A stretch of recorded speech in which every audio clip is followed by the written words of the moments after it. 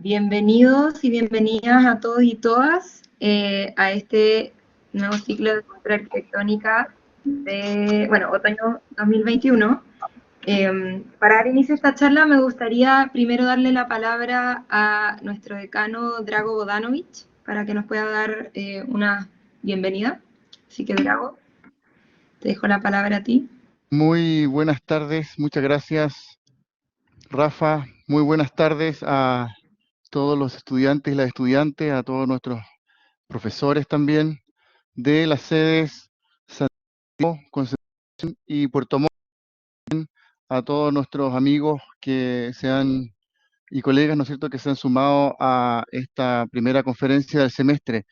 Agradezco el espacio para poder saludar, dado que, bueno, estamos nuevamente en un año eh, diferente, ya más acostumbrados, después de un 2020 bastante complejo, con mucha dificultad, que tuvimos que desarrollar todos, ¿no es cierto?, grandes esfuerzos para migrar al mundo virtual y desarrollar muchas actividades, dentro de esas sin duda las académicas, de manera telemática, desde nuestras casas, nuestros comedores, desde nuestros dormitorios, etcétera, haciendo clases, haciendo proyectos. Creo que lo, lo más valioso de aquello es que no solamente se lograron cosas el año pasado, se lograron resultados, se lograron aprendizajes, se lograron crecimientos, sino que también se nos han brindado nuevos espacios de aprendizaje, nuevas herramientas, nuevas posibilidades, ¿no? Eh, y como Facultad de Arquitectura, que tiene sus carreras distribuidas en una parte relevante de nuestro territorio, desde Santiago hasta Puerto Montt, ¿no?, abarcando un porcentaje altísimo de la población chilena donde estamos ubicados, como la Facultad de Arquitectura de la Universidad de San Sebastián. Creo que es súper interesante que este proceso de la pandemia, que ha generado instancias revisionistas para casi todo tipo de instituciones y organizaciones, nos ha brindado la oportunidad de revisarnos y ver qué cosas podemos sin duda mejorar, ¿no? Y una de ellas es que nos hagamos cargo de que somos una escuela de arquitectura con estudiantes y profesores en Santiago, en Concepción y Puerto Montt, y que tenemos que trabajar de manera más integrada, ¿no? Y eso es algo que nos diferencia profundamente en positivo de lo que pasa en el resto del sistema educacional chileno, y por lo tanto es una oportunidad que tenemos que seguir explotando como posibilidad para hacer mejor academia, hacer mejor escuela, formar mejores profesionales, ¿no es cierto? Y aprovechar todas las oportunidades de pertinencia que nos permite estar en un pedazo tan amplio de nuestro territorio, ¿no? Y de esa perspectiva, nuestro ciclo de conferencias este año inaugura este formato, que por un lado es común, son nuestras charlas, ¿no? Nuestro ciclo de charlas que ya lleva, si no me equivoco, hasta la 27ª versión del ciclo de conferencias, el cual siempre compartía un tema que se desarrollaba con diferentes actores de nuestras sedes, y que este año no solamente comparte el tema, sino que comparte a los actores que presentan las conferencias, ¿no? Expertos y agentes relevantes de nuestro medio, tanto nacional, local, ¿no es cierto?, como internacional, nos van a acompañar este año en conferencias integradas, ¿no?, donde vamos a estar tanto estudiantes como profesores de nuestras tres sedes, con nuestras redes, invitados y amigos, ¿no es cierto?, participando de una conversación que sin duda nos va a permitir seguir creciendo y desarrollando una mejor escuela de arquitectura. Y de esa perspectiva, qué mejor que partir con una conferencia donde además vamos a innovar un poco en el formato. No solamente va a ser conferencia con exposición, sino que vamos a tener a dos expositores que nos van a permitir entrar desde el inicio en un espacio de conversación que esperamos que sea muy fructífero y muy valioso. Así que, sin más, a agradecerle a todos los presentes. Sigue llegando gente, vamos a tener sin duda un número muy entretenido de personas incorporadas en nuestra primera conferencia, y agradecerte a ti, Rafa, por dirigir la curatoría de este ciclo, y sin duda a nuestros expositores, a los directores de Santiago y Concepción, Ernesto Silva y David Caralt, que van a animar esta potente primera conferencia del ciclo. Así que muy buenas tardes a todos, muchas gracias, y te dejo, Rafa, para que puedas hacer la introducción la curatoría y a nuestros invitados para la conferencia de hoy. Muy buenas tardes a todos. Gracias, Drago. Muchas gracias. Bueno, entonces como Drago les comentó, les voy a introducir el ciclo y después voy a presentar a nuestros invitados para que podamos dar inicio a la charla. Entonces, en esta edición del ciclo de cultura arquitectónica, hemos decidido titular este ciclo como Arquitectura, en donde pretendemos discutir y reflexionar en torno a las diferentes formas de producción arquitectónica, considerando que la obra comúnmente llamada tradicional, como la tradicional, perdón, no es el único medio de expresión de nuestro quehacer como arquitectas y arquitectos. En este ciclo pondremos sobre la mesa el conjunto de variables que conforman nuestra profesión, que pueden ser expresadas de diferentes ámbitos, y si son todas, en igual medida arquitectura. En las charlas se pondrán en relación las diferentes maneras de ejercer nuestra disciplina con el fin de entender su concepción, argumentos, procesos y resultados. También aprovecho de contarles que, bueno, esta es la primera charla, como mencionaba Drago, y vamos a tener 2 charlas más este semestre. La charla engloba la temática del edificio. Vamos a tener como invitada a la arquitecta española Carme Pinós, y esta charla va a ser el miércoles 16 de junio, esta vez va a ser a las 12:30 hora mediodía, por la diferencia de horas que hay con España. Obviamente ahí les vamos a mandar toda la información. Y la tercera y última charla de este semestre, que va a abordar el tema de la investigación como medio de producción arquitectónica. La invitada es la arquitecta brasilera Ruth Verde. Esa charla va a ser el 23 de junio a las 18 horas, igual que hoy día. Pero no se preocupen si se les olvida, todo esto le va a llegar por mail o lo pueden ver por redes sociales, etc.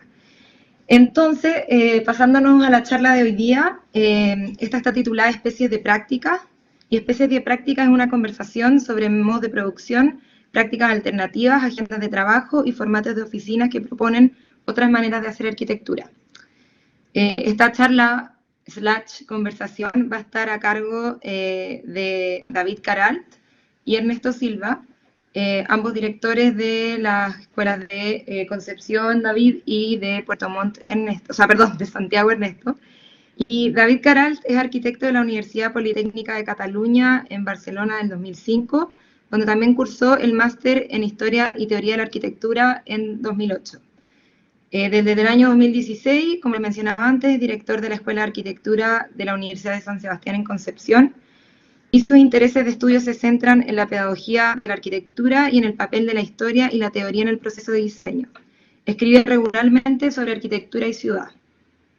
Y por el otro lado, Ernesto Silva es arquitecto de la Universidad de Chile, titulado en el año 2017, con estudios de pregrado en la Escuela Técnica Superior de Arquitectura de Madrid, y realizó el Master of Science in Advanced Architectural Design y el programa de Advanced Architectural Research, ambos en GSAPP el año 2013, o sea, terminándolo el año 2013, de la Universidad de Columbia, donde también ha sido profesor adjunto.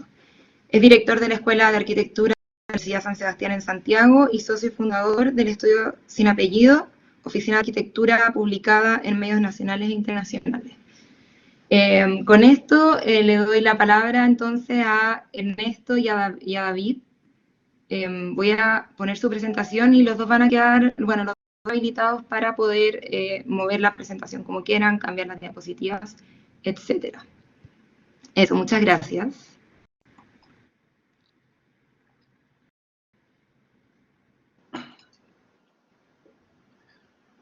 Genial. Sí, buenas tardes.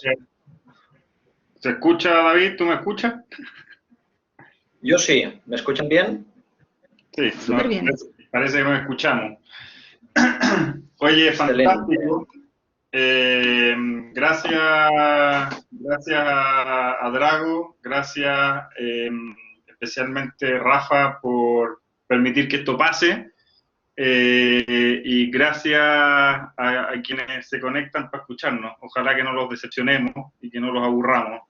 Y gracias a David, que al menos, no tengo idea cómo nos irá a salir esto, pero al menos lo pasamos bien preparándolo. Así que vamos entonces, David, dale tú, porque esta cosa como que uno se interrumpe todo el tiempo. Sí, bueno, gracias igualmente por la invitación y a todos por la asistencia. Con Ernesto hemos preparado una presentación que pretende abrir una serie de interrogantes, tal vez, una serie de temas para que podamos conversar después, que giran alrededor de la arquitectura, así en general, ¿no? La arquitectura siglo XXI. Nosotros le pusimos especies de prácticas, la organizamos con este orden que vamos a como ir profundizando o detallando a continuación el proyecto a la práctica, los argumentos, las herramientas, la organización y los modos de producción, pero que en un lenguaje nuestro era pensar sobre la arquitectura, pensar sobre hacer arquitectura, posturas, posiciones, utensilios, herramientas, la cocina, la trastienda y las especies de arquitectos y arquitectas. Vamos comentando conjuntamente, Ernesto, así que si tú... No, vamos, sí, ¿vale? y bueno, eso es importante. Entonces, como formato a todas y todos, tenemos este guión que tiene 5 temas, de los cuales les vamos a ir presentando cierta información. Y como dice David, en algunos minutos vamos a ir intercambiando, por supuesto, algunas opiniones, etcétera. Pero lo que pretendemos realmente con esta conversación, presentación, etcétera, es poder abrir algunas preguntas y que luego, por favor, nos puedan decir lo que quieran. Importante que si alguien quiere algún comentario luego de alguna imagen, etcétera, se las damos encantados, pero podemos entrar en más detalles. Pues hay bastante información, pero ir pasando bastante rápido, ¿vale? Entonces, si nos vamos a este como primer capítulo, nos parecía fundamental que algo básico, que es como una posición, una posición fresca, una manera en que tenemos como que ampliar las nociones de lo que entendemos como arquitectura, de lo que de lo que podemos llegar a entender como práctica, y lo que básicamente hemos hecho al armar estos 5 temas es una especie, hemos tenido una labor así como, por decirlo de alguna manera, como una especie de detective de lo que pasa a nuestro alrededor para generar algunas preguntas al respecto, ¿no?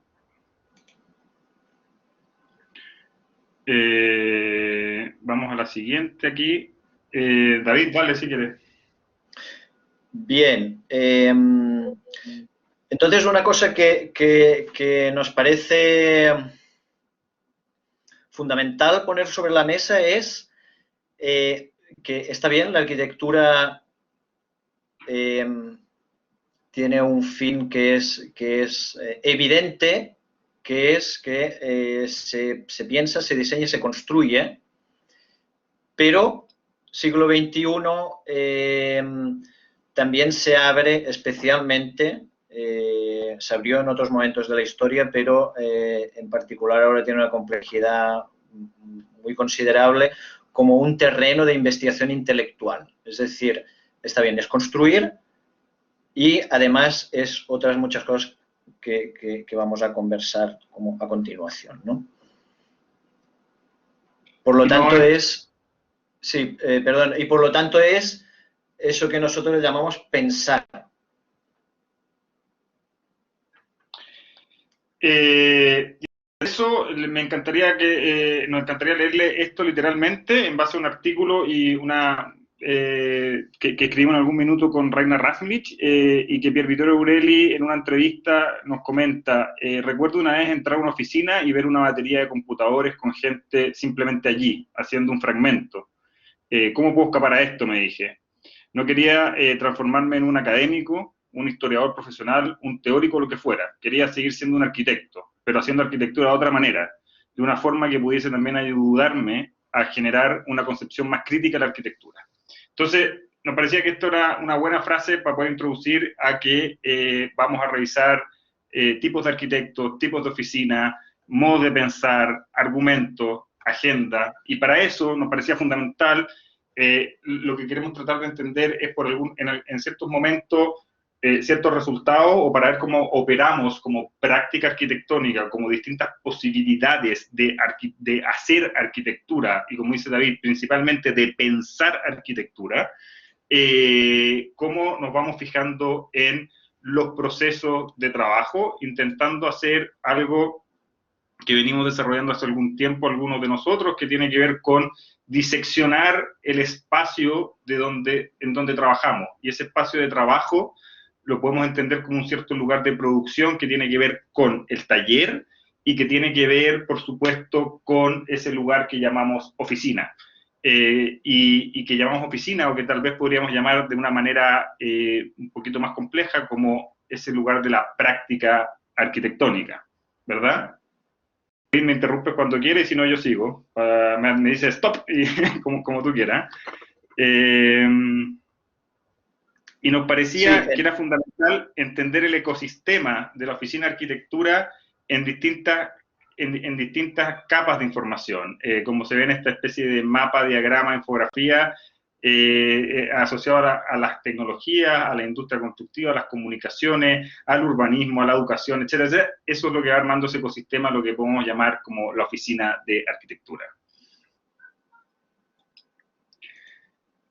Y hay una frase que nos parece excelente, o que yo por lo menos me siento bastante identificado, que le dice Juan Herrero, y van a ver algunas imágenes durante la presentación que tienen que ver con investigaciones que ha ido desarrollando sobre la práctica arquitectónica, y es que la oficina es un diseño en sí misma. Probablemente es el primer proyecto al que todos tenemos acceso. El primer proyecto que todos podemos tener tiene que ver con la práctica arquitectónica. Dicho en simple, dónde nos queremos desenvolver, cómo nos queremos desenvolver, en qué parte de esta profesión queremos navegar, hacia dónde queremos apuntar nuestros intereses, ¿verdad? Y en una exhibición y libro que hace Juan Herrero con su oficina en la Bienal de Venecia hace unos años atrás, que se llama Dialogue Architecture, podemos ver como 3 capas de información fundamentales de la producción de una oficina de arquitectura, que tiene que ver con la organización de conversaciones, con la organización de cierta información técnica, que es lo que podemos llamar un detalle constructivo o una serie de componentes constructivos que da pie o que informan un proceso de diseño de un edificio, y la organización de un grupo de trabajo, como se ve más hacia la derecha, todos los participantes que están asociados a un proyecto, ¿verdad? Y entonces, para poder entender lo que pasa en una obra, como de estas distintas escalas de maneras de pensar y de organizar la información, está tanto la exhibición del material, la organización del material, como su disposición de los distintos componentes en su proceso constructivo. Son como las diversas capas que nos parece que intentamos reflejar en esta diapositiva y en esta otra, que tienen que ver con la organización de la información. Ese proceso de pensar, ese proceso de generar un cierto resultado, tiene múltiples capas de información, desde un detalle constructivo, desde la organización de una mesa de trabajo o conversación comunitaria pública, y entender de que la producción de ese edificio, de ese conocimiento, de esa obra, tiene que ver con los actores. Dicho en simple, que un proyecto relativamente complejo con toda esta cantidad de personas involucradas en su desarrollo. David. Bien, entonces, en este panorama siglo XXI, quisiéramos mostrar algunas posiciones, algunas formas de trabajar, de construir en este caso, que no es la única forma de hacer arquitectura, pero aquí de construir en este punto, que tienen una imbricación, desde nuestro punto de vista, siempre limitado, restringido, condicionado por la economía, ¿verdad? Por todos los cambios que ha habido en el sistema económico global en el que trabaja cualquier oficina. Yo sí quisiera también, como para complementar el punto anterior, en esta frase tan provocativa de que la oficina es el primer proyecto o que se diseña la oficina, también la importancia de tener o de pensar antes de hacer, la importancia de intentar trazar una hoja de ruta, ¿no? De intentar tener una agenda para desenvolverse en lo que puede ser una vida profesional de un arquitecto o un arquitecto.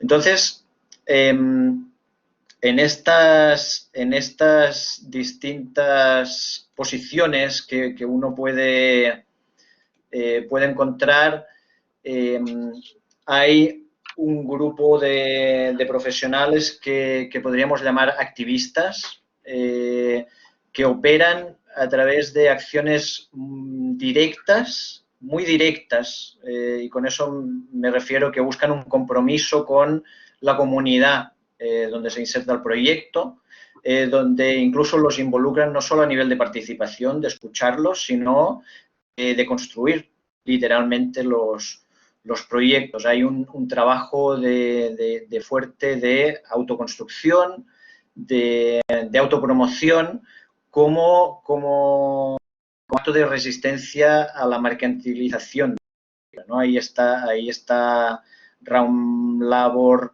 Assemble, Raum Labor de Berlín, Assemble, por ejemplo, ¿no? Nosotros vamos a pasar algunas ciertas imágenes, por ejemplo, con la Universidad Flotante, estos workshops, o esta especie como de comedores comunitarios o de lugares que se montan en espacios completamente residuales para poder albergar este tipo de encuentros con la comunidad, ¿no? O determinadas también construcciones como las que propone Santiago Cirujera en Recetas Urbanas en España, ¿no? Aquí a lo mejor a algunos les llama la atención la estética estoy pensando ahora esto comentario para los estudiantes, ¿no? Pero estos grupos de trabajo están preocupados fundamentalmente de crear comunidad, son acciones con una fuerte política, y por lo tanto se toma lo que está a mano, lo que tiene una capacidad de construcción más rápida, más fácil, más adecuada para los propósitos del proyecto, ¿no? Entonces no se asusten si ven esta araña aquí, ¿no? A punto de caerle a la cabeza de un niño, no lo sé, porque los objetivos son fundamentalmente, o los acentos están en ese lado. Y también eso puede tener una materialización en exposiciones. En exposiciones hay otra forma de vehicular ese tipo de acciones como arquitectos. Ahí encontramos, entre muchas otras, estas son cosas que están pasando, la innovación política de Andrés Caque, por ejemplo. Hay como proyectos como IKEA Disobedience o el montaje que hizo en el pabellón de Mies van der Rohe en Barcelona, que dan muestra de eso.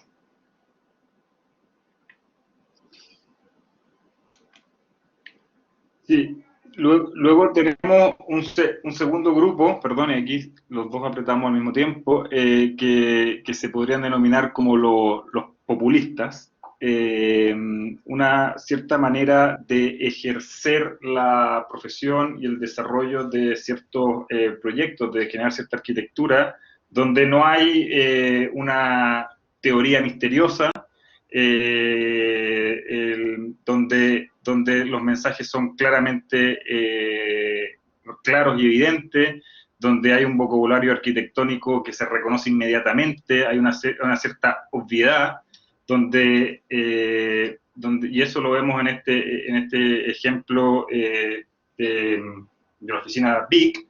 Es una arquitectura que es absolutamente legible, y donde cumple un rol, la comunicación y los medios de masa cumplen un rol fundamental.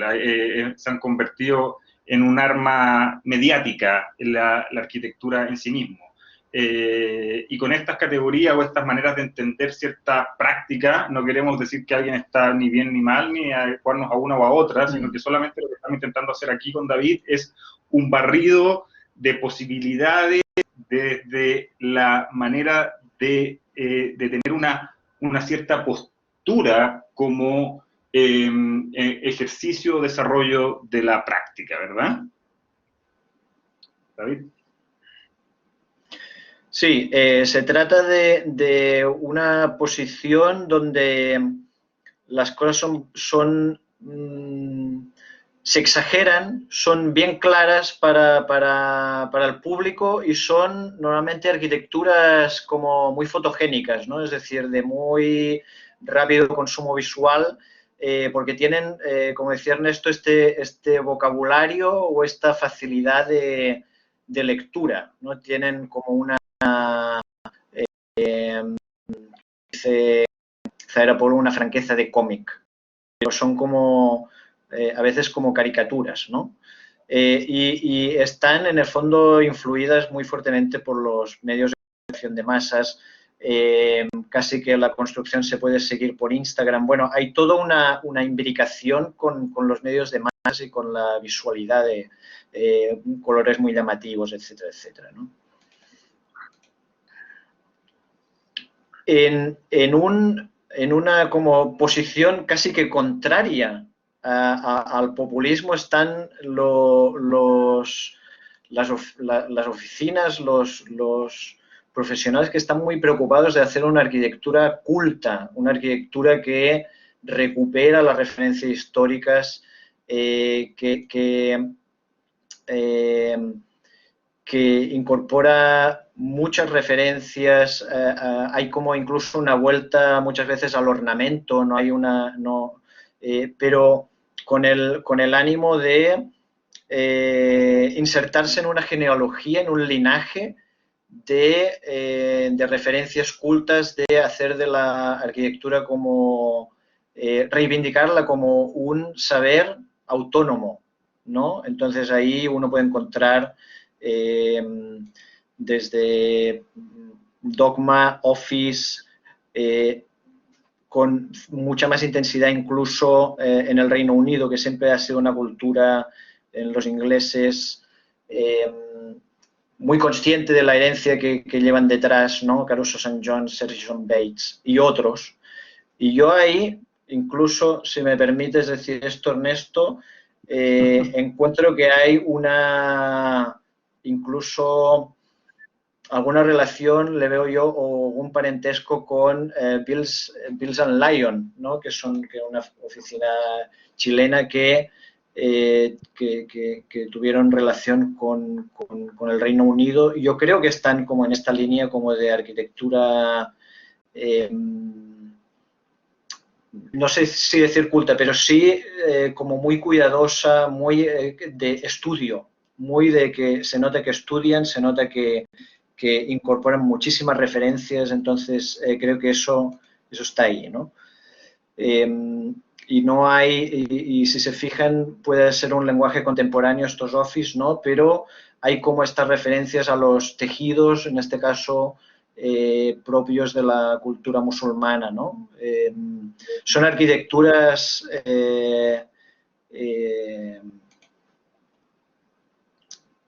cuyo argumento es una resistencia contra la superficialidad del mundo, ¿no? Esa es como la posición, ¿no? O sea, todo es tan banal, todo es tan de consumo tan inmediato, desechable, pues vamos a ir nosotros a fondo.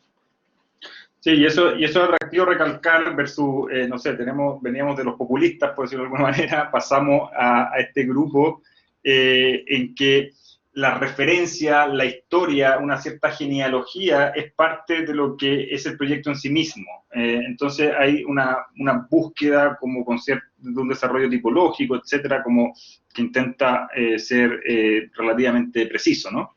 Y ahí en ese podríamos saltar a esta otra postura, a esta otra categoría, a esta otra manera de entender la producción, que se denomina como arquitectura de papel.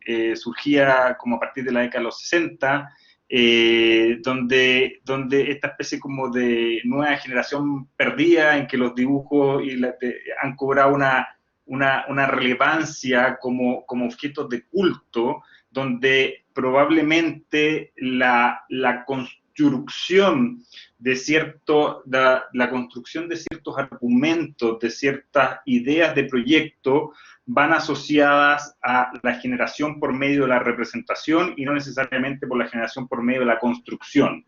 Incluso pareciera ser que no es relevante que se construya. Incluso conversábamos con David, algo bien atractivo, incluso creo que lo decías tú, David, ni siquiera yo, como que una oficina que incluso podría desear el segundo lugar de un concurso, como para no tener que meterse en ese problema de tener que ir a construirlo, ¿no? y cómo se mantiene llevando al límite cierto desarrollo de argumentos a partir de dibujos y una producción muy elaborada de ciertos refinamientos gráficos, ¿no? Dale tú, David, ahí para que vamos pimponeando a ver si eso nos aburre. Sí, o sea, se trata como de, sobre todo, plantear una, yo creo, para estas oficinas, yo destacaría ahí Dogma, también Office, ¿no? Pero donde no es tan importante, como dice Ernesto, construir, sino como ir definiendo y haciendo pública la agenda. Ir haciendo muy pública la postura y, por lo tanto, o sea, ojalá participar en concursos que den visibilidad y no ganarlos, sino quedar en el segundo lugar, ¿no? Publicarlos, exponerlos, y donde incluso las imágenes, estos dibujos son casi como obras de arte, ¿no? Son como objetos de culto, tienen un nivel de producción preciosista, ¿no? Y que tiene también todo un campo laboral detrás de especialistas independientes, ¿no? Que es otro, en la cadena de producción, que es otro asunto, ¿no? Pero donde el dibujo tiene hoy imagen, la representación tiene una importancia fundamental para vehicular las agendas de estos grupos, ¿no? Son incluso, diría yo, ilustraciones que no pretenden ser realistas, ¿verdad?, sino que pretenden ser como casi pictóricas, con este estilo pictórico. Y también, por supuesto, el uso de fotomontajes que puedan expresar las ideas con mucha contundencia, ¿no? Bien, de una manera más alegre, tenemos estos como traviesos, los visionarios Flower Power, que son como decididamente más optimistas. Ellos se insertan en esta herencia cultural de las culturas alternativas, del cosmopolitia, ecología de los 60, 70, que están también preocupadas o con preocupaciones políticas y ecológicas. Entonces, ahí encontramos a Selga Ascano, de nuevo a la Oficina de Innovación Política, pero hay como Izaskun Chinchilla, hay como un grupo que son españoles la mayoría. Aparece aquí algo relevante, David, si te parece, que conversábamos, que tenía que ver con la generación de proyectos que detonan conversaciones y no necesariamente detonan el desarrollo de una forma en sí misma, sino y es por eso que muchas veces por supuesto que hay una forma, pero que esa forma tiene que ver con, muchas veces asociado a ciertos objetos encontrados, ¿verdad? ¿O no? Como ese esa despreocupación, entre comillas, por la estética, porque hay una preocupación muy grande, pero la estética y el desarrollo de ensambles de ciertos objetos encontrados, que muestra una cierta posición, más que un arquitecto que está diseñando hasta el último detalle, sino que más bien está desarrollando las relaciones entre ciertas cosas para generar una cierta postura o cierta conversación, ¿no? Exacto, aquí hay como, sobre todo, de nuevo, el acento está en que los montajes puedan dar lugar a estos espacios que detonen distintas acciones, ¿no? Entonces hay toda esta estética del ensamblaje, casi una conexión con el arte povera. No importa tanto el lenguaje, o el lenguaje sobre todo nace del montaje, del collage. Entonces podemos encontrar casi que estos artefactos medio casi extraterrestres, ¿no? De Amit 09 también, o esta especie de máquinas ecológicas, climáticas que reciclan el agua de Andrés Jaque, ¿no?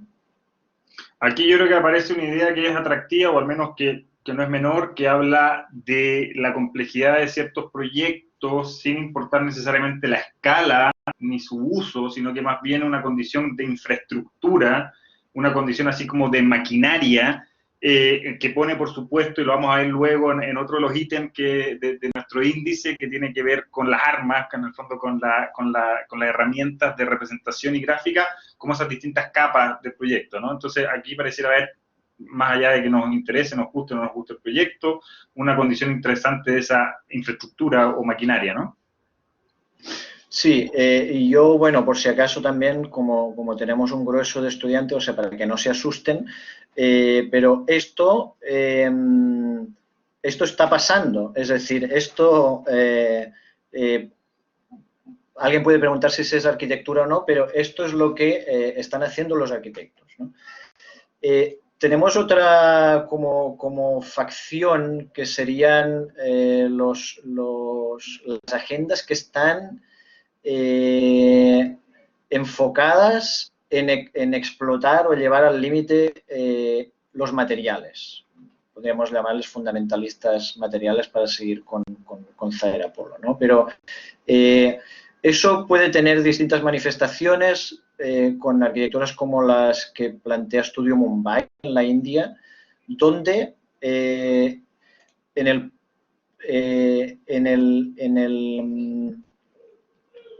en la separación que normalmente se produce entre el arquitecto cuando uno diseña y la materialización, es decir, el proceso de construcción, se elimina, porque aquí se participa de principio a fin y se involucra de nuevo a la comunidad o a los trabajadores o a los artesanos que viven en el lugar o en los alrededores, ¿no? Entonces se diseña y se construye con la gente del lugar, y eso lo que lleva es que se intenta suprimir la especulación o la plusvalía exagerada que se puede llevar un constructor. Se utilizan materiales del lugar, materiales y técnicas y conocimiento que está atesorado en las personas del lugar, ¿no? Entonces, el acto mismo de construcción es como orgullo colectivo, y es un acto de resistencia contra la mercantilización de la arquitectura, ¿no? Sí, eso es bien importante, porque podríamos decir que el grupo de trabajo, como veíamos en algunos diagramas anteriores que mostrábamos de la oficina de Herrero, el grupo de trabajo que es parte de este proyecto es también el artesano o el productor de un cierto elemento que se hace in situ. Entonces, eso es parte del estudio. El estudio entiende su cadena de pensamiento del proyecto y de ejecución del proyecto como parte de un mismo equipo de trabajo. Entonces no es como que no es que necesariamente se hace un legajo que luego aparece una persona que lo construye, sino que el legajo es parte de lo que se construye en el estudio, por decirlo de alguna manera. Y no de manera tan radical en todas las obras, pero sí en algunas. Entonces nos parecía que era atractivo como dar ese ejemplo, ¿no? Luego, en esta línea como de también interés por los materiales habría una posición que va en el uso de materiales tradicionales o vernáculos o técnicas como desaparecidas o que están fuera de la industria, que no son sistematizables, ¿no? Desde la ampliación de la Casa del Carbonero de Radić hasta otros proyectos suyos que de momento quedan en proyecto, pero que se entiende que son formas naturales, formas vernáculas, hasta el uso de, como puede ser, de grandes bloques pétreos que sirven como pilares. Hay un interés y una posición en la investigación de lo que pueden ofrecer los materiales, ¿no? Y también en este gran grupo donde hay muchos arquitectos, nosotros tenemos siempre, o sea, aquí una síntesis, estaría como casi que la tendencia a la desmaterialización incluso. O sea, entonces estaría, por un lado, el trabajo con personas del lugar, con técnicas artesanales, con materiales naturales, el adobe, la madera, la piedra, lo que sea, y también una tendencia a la desmaterialización como puede ocurrir en proyectos de Junya Ishigami, ¿no?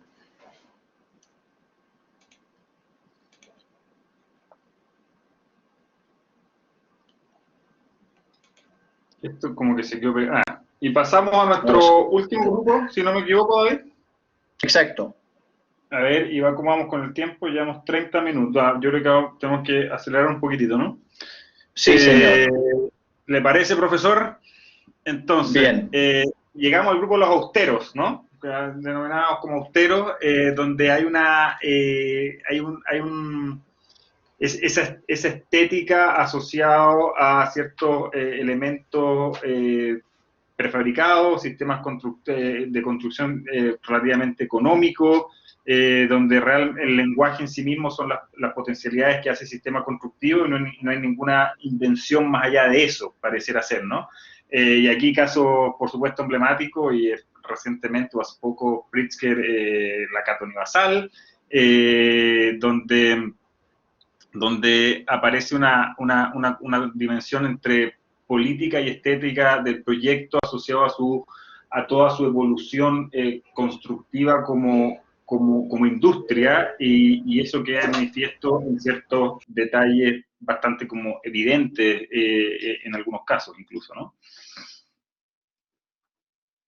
Desapareciste, David, ahí con la cámara, no sé si se fue, pero esta estética incluso de invernadero, de materiales al absoluto alcance y sin mayor, en el fondo, desarrollo económico, etc. Adelante, profesor. Perfecto.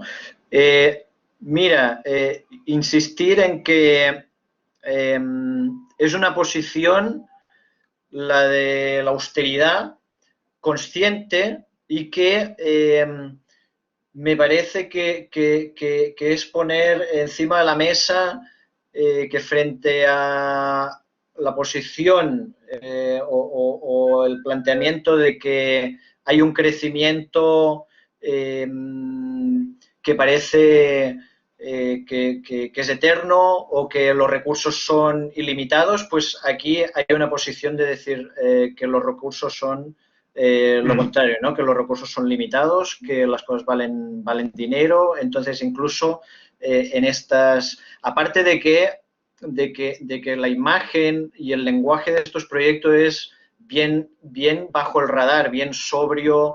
De nuevo hay una estética del ensamblaje, pero todo se muestra deliberadamente crudo, todas las conexiones, se muestra casi como el proceso, ¿no? También mismo, y hay en eso también una visión ecológica, material, incluso del proyecto abierto como inacabado, ¿no? Colores neutros y como decía, los materiales casi que en crudo, ¿no? Perdón. Y pasamos a este tercer punto, que tiene que ver con las herramientas, ¿no? Con eso, literalmente, con esos modos de producción y que son parte del proceso de la representación del proyecto, ¿no? Y aquí, en este caso, sin duda que tenemos la dimensión de lo que todos conocemos como una serie de dibujos o de representaciones que tienen distintas escalas, pero más allá de la representación en sí misma, lo que nos interesa aquí, vamos a pasar algunos ejemplos, algunas imágenes, pero lo que nos interesa, y corrígeme David, es intentar ver las posibilidades de la representación como parte de una agenda de trabajo, o sea, como que existe un abanico, pero no tiene que ver necesariamente con el cómo lo vamos a representar para mostrar, sino que el cómo se representa para ir pensando dentro del proceso de desarrollo, de ejecución y de concepción de un cierto diseño, ¿verdad? Entonces, en algunos casos hay que estar preocupado de cierto ensamblaje de ciertos elementos o de cómo se entiende a posteriori, incluso para una publicación, etc. Y aquí esto se queda, acá, perdón, se queda pegado. Pero empiezan a aparecer otras conversaciones, ¿verdad? Asociadas a la representación y a las distintas interfaces por cómo uno va desarrollando y pensando un proyecto.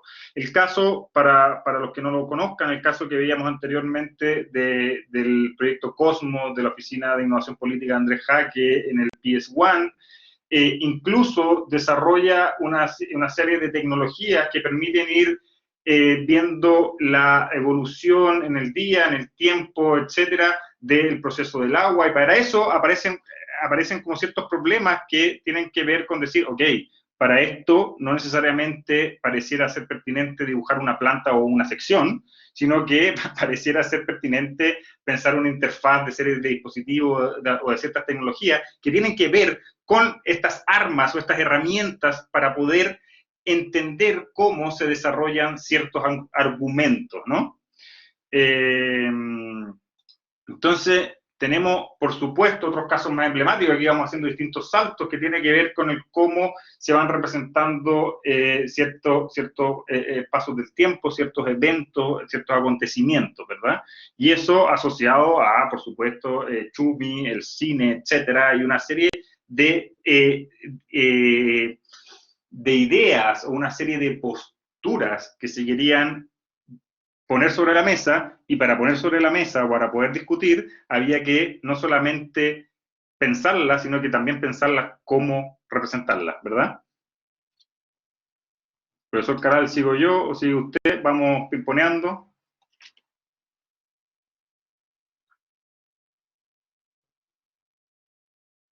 ¿Te muteaste ahí? Ah, entonces, aquí aparece algo sumamente... Sí, estaba silenciado sin querer, profesor, pero sí que es. Vale.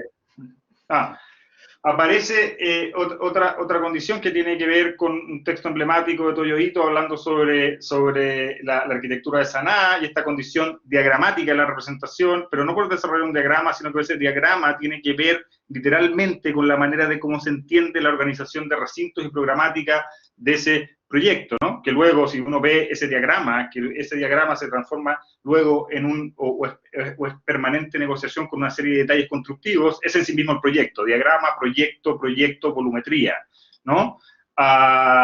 Y luego, otro ejemplo para poder hablar de estas herramientas que expresan ciertos argumentos, asociado a un proyecto en que cierta condición performática es tan importante que el dibujo en sección o en sí mismo es la organización casi ingenieril de una serie de componentes que permitiría el desarrollo de que pase esto, de entrar a un proyecto con ¿cómo se llama? Con un traje de agua. Entonces, lo que importa aquí es esa condición de infraestructura que esta negociación entre arquitectura, ingeniería, etcétera, que veíamos en la representación.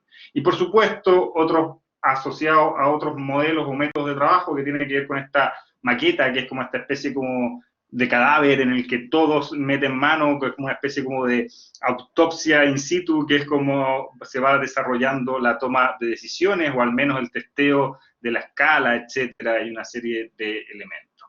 Y, por supuesto, aparece una serie como de pasos asociados a la manera cómo se va pensando un proyecto, que tiene que ver desde ciertas organizaciones diagramáticas, que se puede dar incluso en una servilleta, hasta pasar a la planta, hasta pasar que esa misma planta o esa misma organización diagramática de servilleta se transforma en una organización de una especie de catálogo de una serie de columnas o pilares que son las que desarrollan en sí mismo el proyecto, y que esta especie de catálogo de variaciones es la que permite entender esta condición como inmaterial que en algún minuto comentaba David, de este proyecto de Junji Shigami. Entonces, resulta atractivo verlo como en sus distintas capas de información, y esas capas de información que tienen que ver con la representación nos permite también entender la manera en cómo estamos pensando esa agenda de trabajo, esa posibilidad de proyecto, ¿verdad? David, si quieres sigue tú aquí para yo no ser el aburrido que me llevo todo este punto. Bien, entonces, lo que queríamos como manifestar o dejar muy claro era la cantidad de posibilidades que la herramienta del dibujo a estas distintas agendas y posiciones puede llegar, puede alcanzar, ¿no? Una reivindicación del dibujo como herramienta para llevar a cabo agendas que pueden ser bien diversas. Y entre estos métodos de representación, también queríamos mencionar de herramientas gráficas. Por ejemplo, el trabajo que realizan el grupo de investigación de Forensic Architecture, de arquitectura forense, ¿no? Que a través de la representación gráfica son capaces de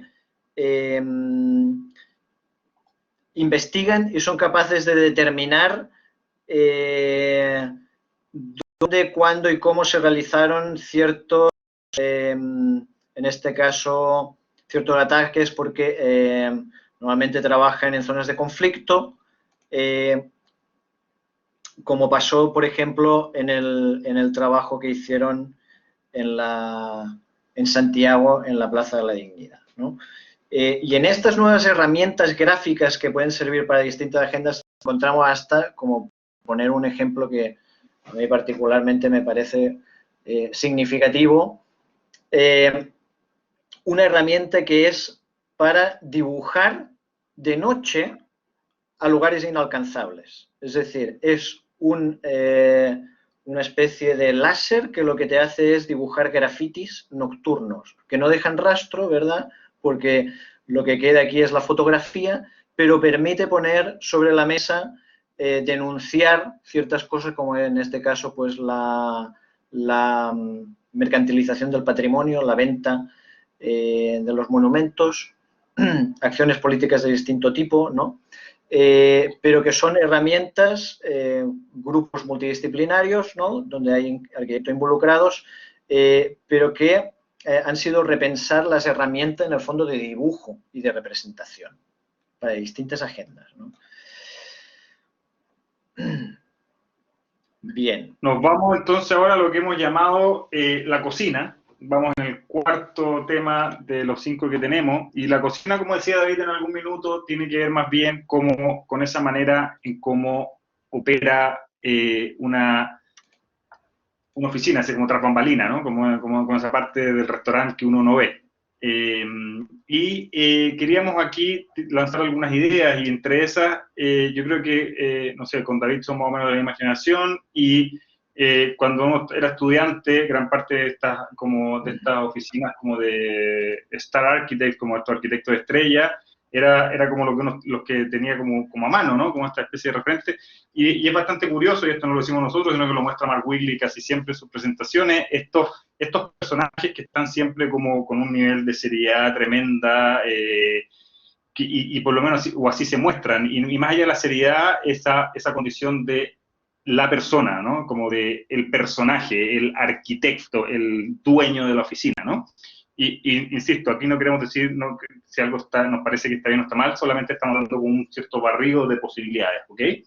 Entonces, pareciera ser que esto nos parece a nosotros aquí como un ejemplo de bisagra de estos arquitectos españoles de Mansilla y Tuñón, en que más allá de que se presenten jugando taca-taca, y obviamente no van a estar todo el día jugando taca-taca en la oficina, hay una posición más horizontal, una oficina en que no solamente produce arquitectura o edificios, sino que empieza a producir arquitectura también con la generación de una publicación, ¿no? Entonces, ¿cómo empieza a entenderse esto como una oficina que empieza a tener una manera de verse, de mostrarse, no como un personaje, ya es una dupla, y es una dupla que aparte hay un colectivo de gente que participa dentro, y ese colectivo de gente no solamente desarrolla planimetría, sino que también esta publicación que nos parece fantástica, y una publicación que más encima podía, que se puede, no sé si todavía se puede, la verdad, pero que descargas e imprimes desde tu casa, o sea, aparece un entendimiento de esa como cocina del restaurante, de esa manera como opera, que empieza a llevarnos a una discusión que podríamos llevarla o ciertas ideas que tienen que ver con un trabajo colaborativo, de una organización más horizontal, de una serie de individuos, y esto es veíamos algún otro ejemplo de ellos, que es Assemble, este colectivo en Inglaterra, en que son los integrantes, 16, 18 personajes o 15 que en el fondo, y eso cómo se empieza a generar ciertas dinámicas de trabajo, organización de esa oficina que es radicalmente distinta, y aparecen estas como prácticas alternativas, que es algo que queremos al final como subrayar y comentar, que nos llevan a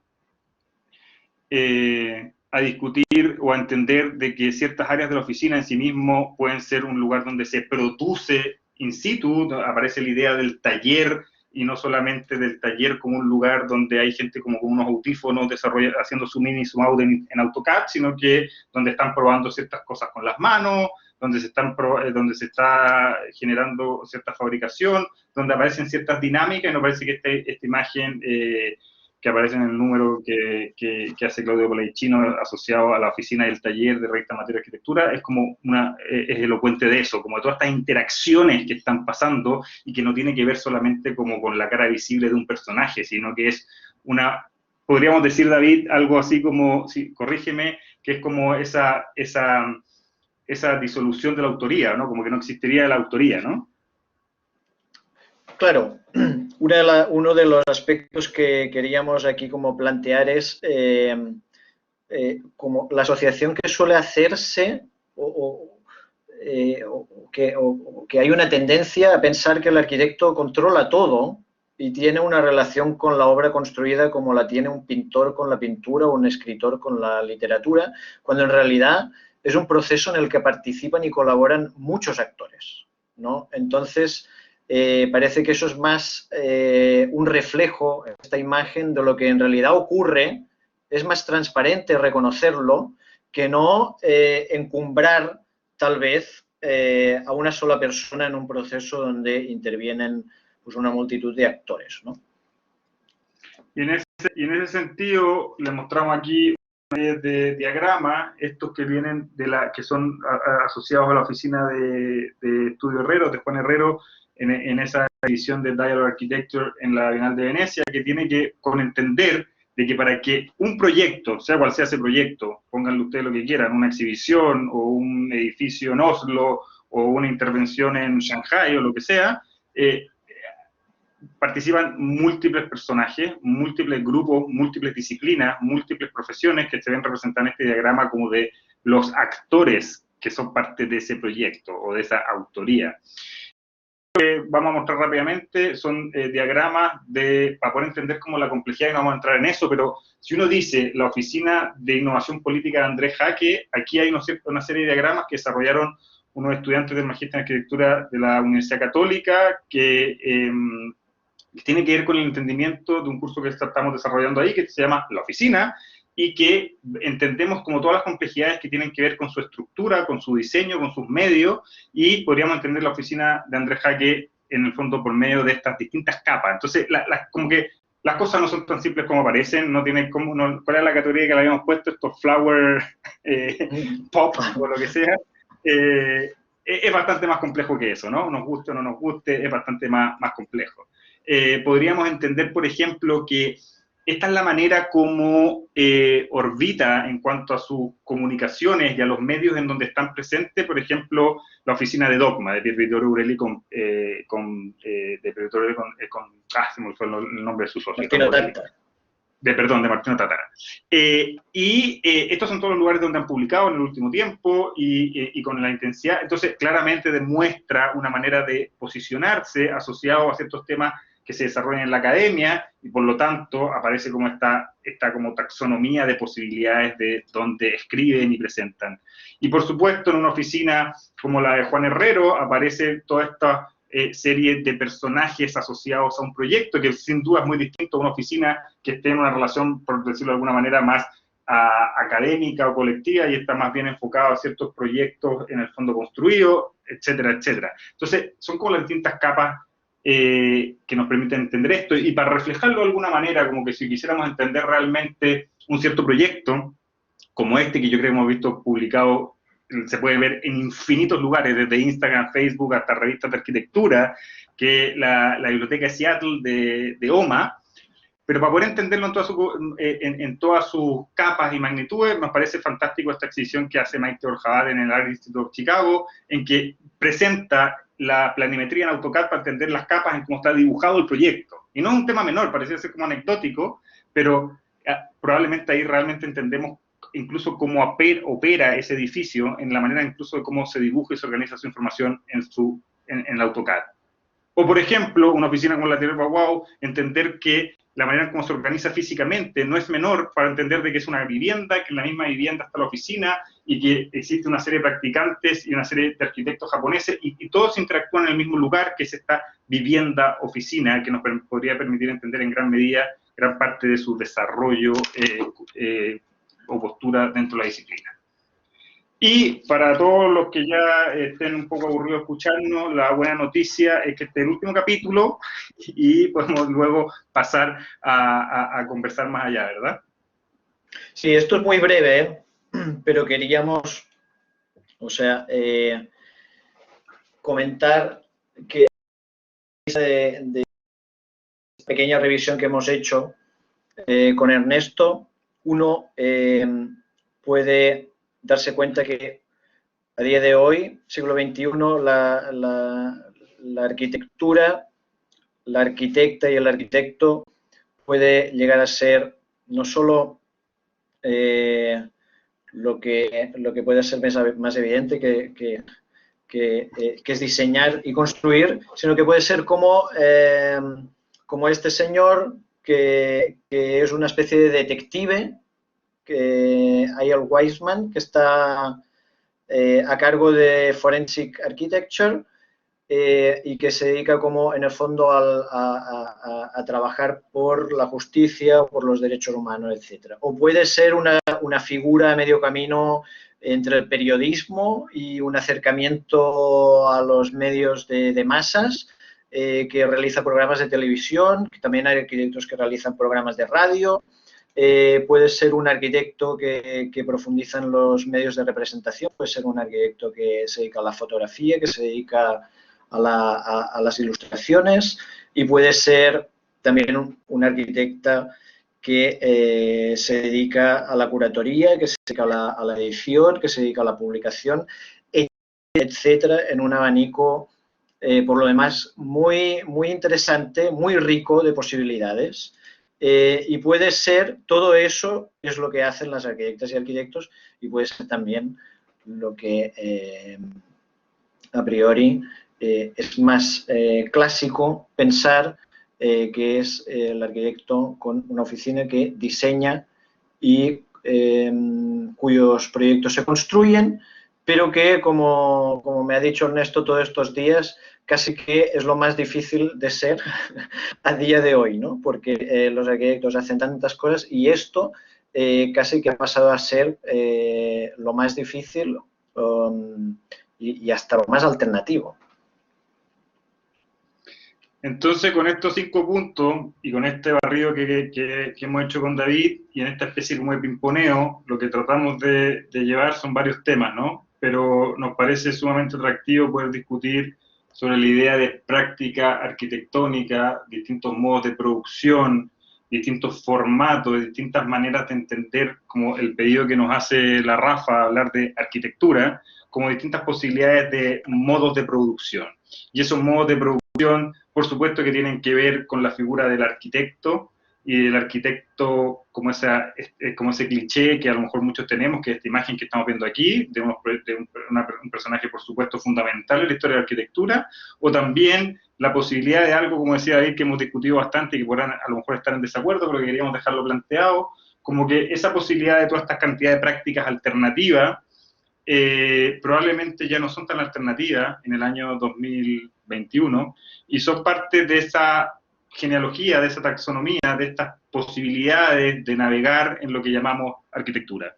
Y para eso existe gente que se dedica a escribir, hay gente que se dedica a hacer revisiones críticas de otras cosas, hay gente que se dedica a dibujar, hay gente que se dedica, como decía David, a generar ciertos contenidos mediáticos, hay gente que realmente se dedica a la edición, hay otros que se dedican a temas curatoriales, hay otros que se dedican al desarrollo de nuevas tecnologías y materiales, hay otros que se dedican y otras que se dedican a hacer una especie de detectives y estar en vínculo con ciertos fenómenos comunitarios, y probablemente existe algo bastante atractivo que no lo decimos nosotros, sino que es algo obvio, que dentro de cualquiera de todas esas categorías que estamos diciendo, existen como luego una subcategoría que nos daría como para que no terminamos nunca más y nos matan si seguimos hablando, que es que dentro de ese proceso hay veces que te toca ser profesor, otras veces te toca ir a una visita a obra y otras veces te toca editar un texto, y estás dentro de una categoría que se llama una subcategoría de... Pero bueno, lo que queremos es dejar planteado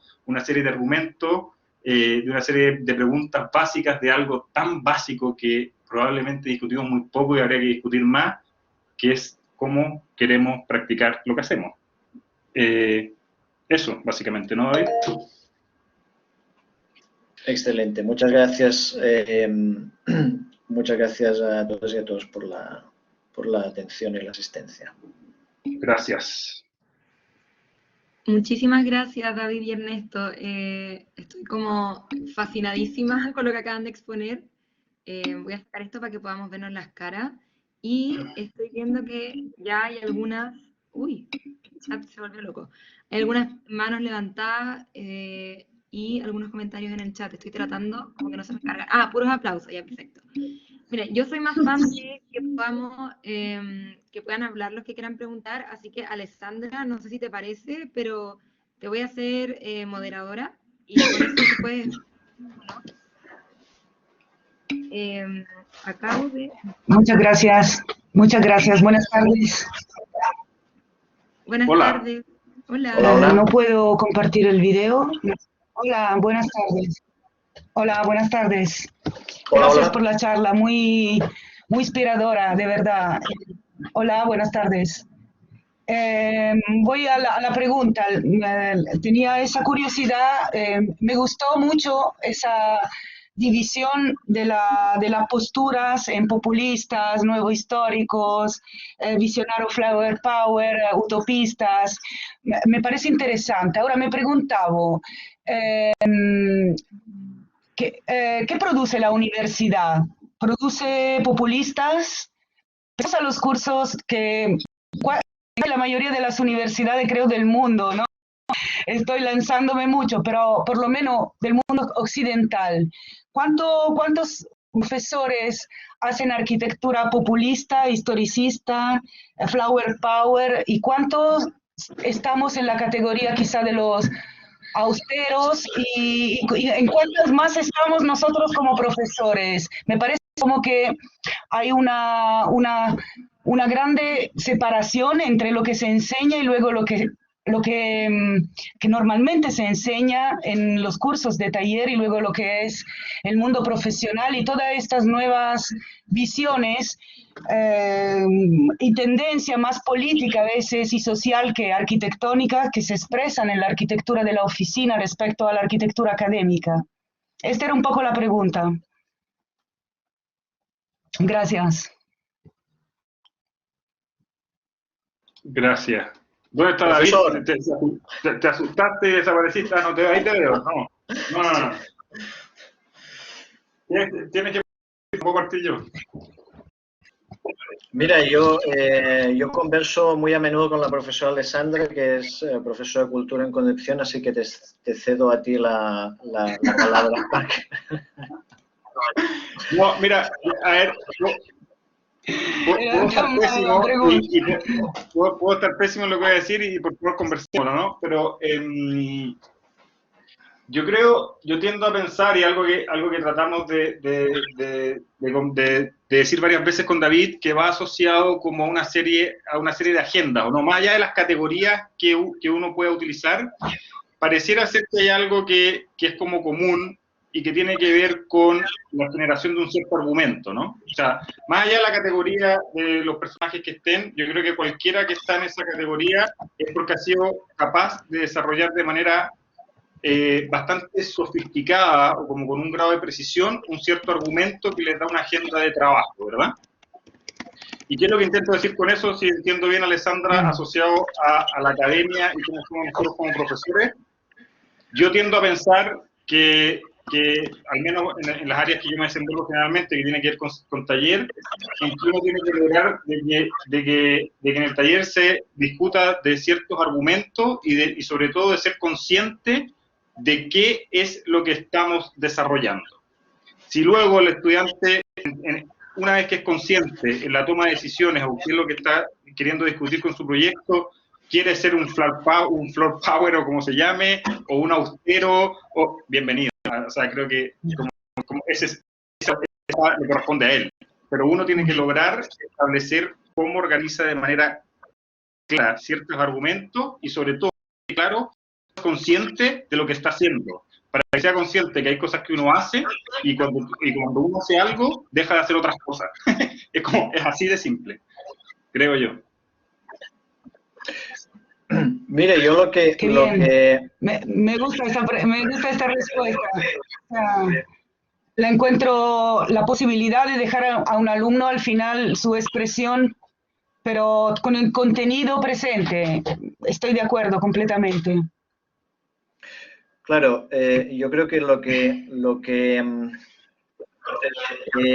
hay que proporcionarle esas herramientas mentales para que pueda definir su postura, para que pueda definir en el futuro una vez termine o cuando ya está en formación y va adquiriendo criterio, vaya configurando su agenda, ¿no?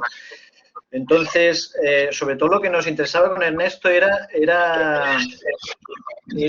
decir, bueno, el arquitecto debería saber diseñar y saber cómo se construye lo que está pensando, lo que está proyectando, pero es que además, o sea, resulta que es un personaje que le gusta y piensa, le gusta pensar y piensa, y cuando hace eso inventa nuevas herramientas o lleva las herramientas al límite, elabora agendas, o sea, no solo diseña para construir, ¿no? Sino que se inventa todas estas cosas para intentar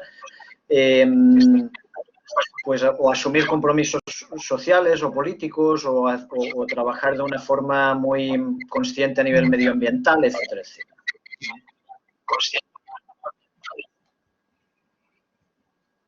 Ok, gracias. Muchas gracias por la pregunta, profesora. Gracias, Alessandra. Gracias. Gracias, Alessandra. Ahí puse en el chat, bueno, si alguno o alguna quiere que lo haga moderador para hacer, como Alessandra, para hacer una pregunta, avísanos por el chat. Yo quería aprovechar que tuve la plataforma pegada mucho rato. No sé si me escucho bien ahora. ¿Me escucho bien? Sí, perfecto. ¿Sí? Ya. Quería aprovechar de hacer una pregunta que se amarra un poco con lo que comentó Alessandra y con lo que respondió Ernesto especialmente. Y no sé si lo entendí bien, Ernest, así que corrígeme, pero me encantó a mí también esta como clasificación que hicieron al principio. Y me surge la pregunta si es que uno puede ser, uno como arquitecta o una oficina de arquitectura, lo que sea, eventualmente podría pertenecer a más de una categoría, ¿o no? O sea, como que creo que a falta de muchas veces de no sé, como decían al final, de que ahora incluso es mucho más difícil construir, que ese es como, que podría ser incluso como lo más alternativo, como que muchas veces quizás uno quiere ser, no sé, un arquitecto, una arquitecta nuevo historicista, pero al final no te queda otra que darle duro a la arquitectura de papel, un poco para poder como empezar, no sé, a hacerse conocido, hacerse conocida, lo que sea, para después poder quizás convertirse en otro tipo de profesional. No sé qué opinan al respecto. La verdad es que tampoco tengo clara mi postura, pero no sé, me gustaría saber qué opinan ustedes. Sí, yo creo que tiene que ver como con esa, muchas veces hay unas discusiones que son como binarias, ¿no? Como que estamos acostumbrados a pensar, corríjanme, Rafa, David o todos, muchas veces como, está como la teoría y la práctica, ¿no? Como que entonces están como los cursos de cultura y el curso taller, ¿no? Y es como que no, es lo mismo, en mi humilde opinión, es como parte de lo mismo, como con aristas diferentes nomás. Y aquí voy con eso, es como, creo que no me acuerdo si lo dijo en una charla acá en la escuela, de hecho, no sé si fue Pancho Díaz o la Raina Rasnich, que es como, probablemente un arquitecto que es muy bueno diseñando, diseña mejor si incluso escribe bien, ¿cachai?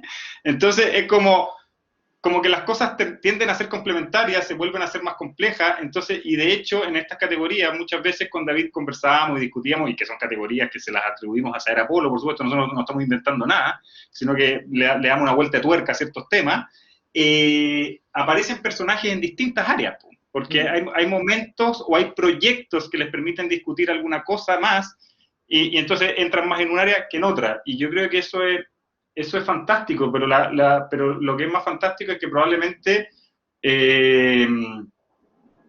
tengan la capacidad para darse cuenta en qué lado están jugando, sí, yo creo que es eso. Es como, más allá de qué están jugando, darse cuenta de en qué estás jugando, básicamente, ¿no? No sé qué opina Sí, David, a lo mejor... lo de las categorías, lo de las categorías es como toda clasificación muy impreciso, y es como para poder agrupar a grandes rasgos algunas agendas o líneas de trabajo, ¿no? Entonces, bueno, yo creo que el caso de la Oficina de Innovación Política de Andrés Caque es un ejemplo de activismo en ciertos trabajos como de expositivos, instalaciones, y también de flower power como de esa alegría y ese optimismo en otros proyectos que a lo mejor no tienen tanta carga.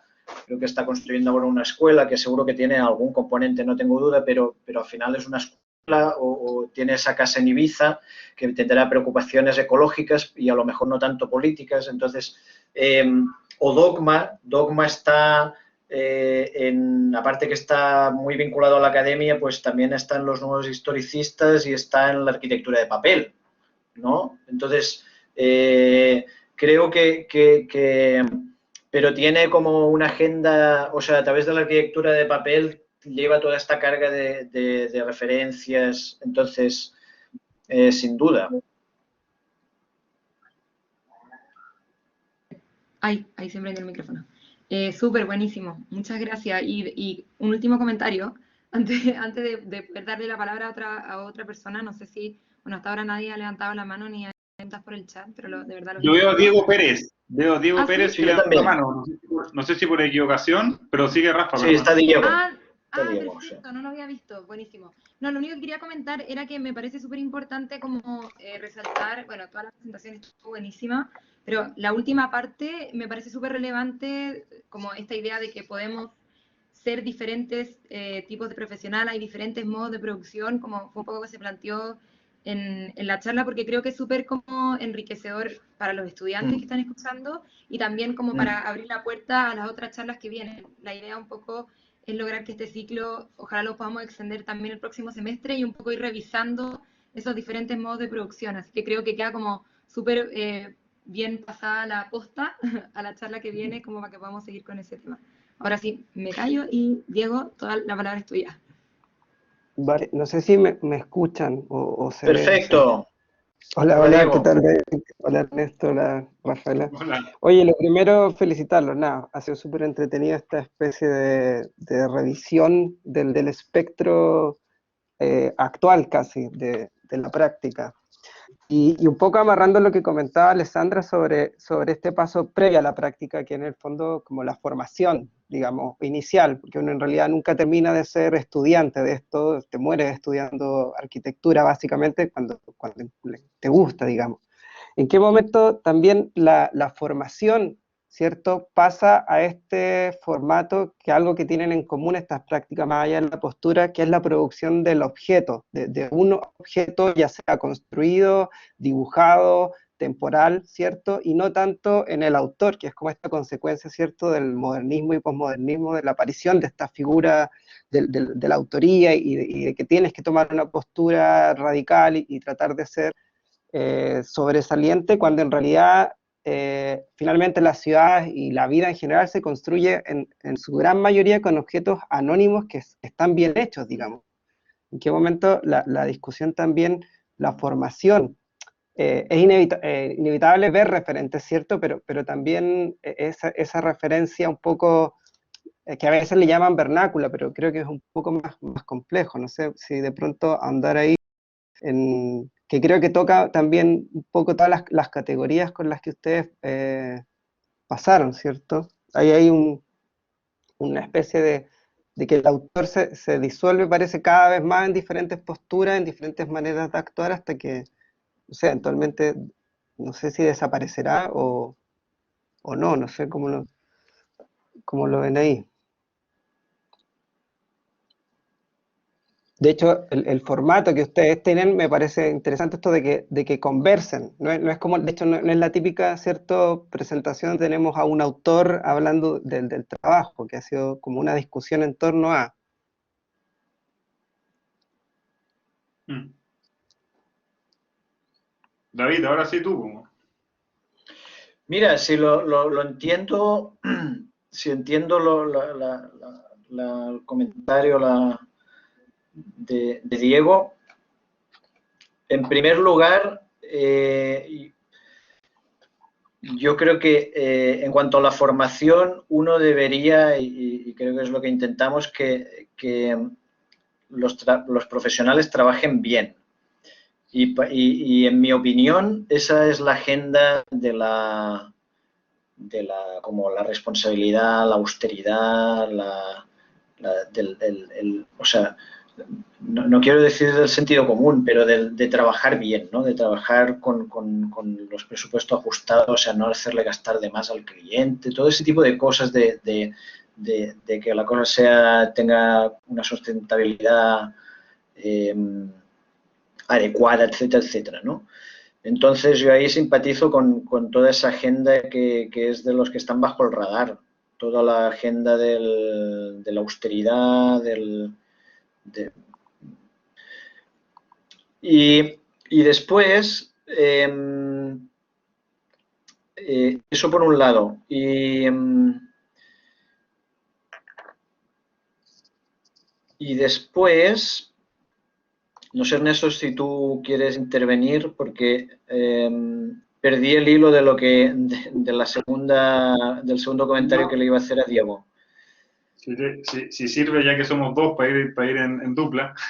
Yo creo que hay algo muy atractivo en lo que comenta Diego, a ver si lo entiendo, Diego, y si no, corrígeme, pero asociado como a esta producción y la autoría, ¿no? La producción Ahora me acuerdo, sí. y en la producción y la autoría, o al menos como nosotros lo intentamos o lo conversamos con David, y no es nada nuevo, pero hay en un desarrollo de cualquier práctica que nos parezca relativamente atractiva para traer aquí a discutir hoy, aparece una constante negociación. Y esa negociación, en el buen sentido de la palabra, tiene que ver con distintos agentes dentro de ese proceso, ya sea de tu oficina, o de un personaje que te encontraste en la calle, o del cliente, o de la persona de la imprenta, o no sé, pero es una negociación que va teniendo ajustes y una serie de restricciones. A mí como me fascina esa idea de que al final no existe como una hoja en blanco, ¿no? Está lleno de restricciones, y hay restricciones que tienen que ver con tu lugar de trabajo, con tu presupuesto, con tu autoencargo, con tus ideas, con los referentes que has manejado durante tu vida. Entonces, todo eso es parte de esa ecuación de producción y de autoría. Entonces, nos parece que incluso queda como en un segundo plano, no es un tema como relevante, digo, en segundo plano, la figura de que aparece como David Caral, arquitecto, ¿me entiendes, no? Lo que sí pasa a ser relevante es qué diablo está diciendo David Caral con ese proyecto, o con ese... Y proyecto sí, proyecto sea lo que sea, un texto o un edificio. Y es eso, básicamente. No, y después, sí, ahora me acordé, ¿no? Y después, otra cosa que a lo mejor aquí no hicimos tanto énfasis en la presentación, pero que sí conversamos con Ernesto, que uno ve surgir bastante a día de hoy como colectivos y cooperativas. Entonces, de trabajo, multidisciplinarias, etcétera. Entonces, sí se nota esa voluntad de reconocer que es un trabajo en equipo, donde participan agentes muy distintos, donde no es tan importante encumbrar a una sola o dos solas figuras, sino que uno lo ve eso, ¿no? En formas de trabajar. Esto yo lo encuentro muy valioso, esto de hasta involucrar a la comunidad o involucrar a la gente del lugar para que trabaje en la construcción, ¿no? Porque te están enriqueciendo el proyecto de una forma, porque el proyecto continúa después y ellos lo van a usar y lo van a evitar y lo van a reparar cuando sea necesario, etcétera, etcétera, ¿no? Entonces, ese es otro de los aspectos que la agenda de la austeridad también me parece muy potente, que es lo de lo inacabado, ¿no? De la obra abierta. O sea, que la obra no termina, una vez se inaugura, no sé, o entra alguien con la llave, abre la puerta a la casa, no sé, ahí casi que empieza la vida. Y ahí es donde casi que podríamos decir empieza la arquitectura a ser vivida y entonces esa estética de lo inacabado yo lo que creo es que reconoce también que como obra abierta después va a sufrir transformaciones y ojalá sean como un poco en el mismo espíritu de lo que se pensó, o al menos, o sea, dejarla abierta para que se puedan dar esas transformaciones, porque es una cosa dinámica, ¿no?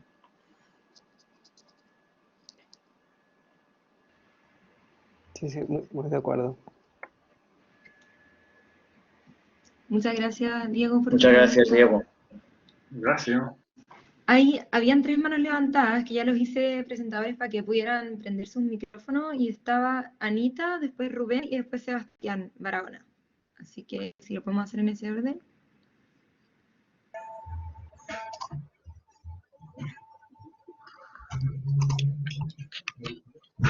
Hola.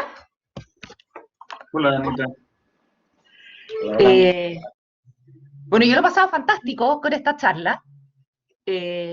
Me he entretenido mucho, además encuentro excelente poder comentar estos temas tan relevantes con un grupo tan importante de estudiantes y las 3 sedes.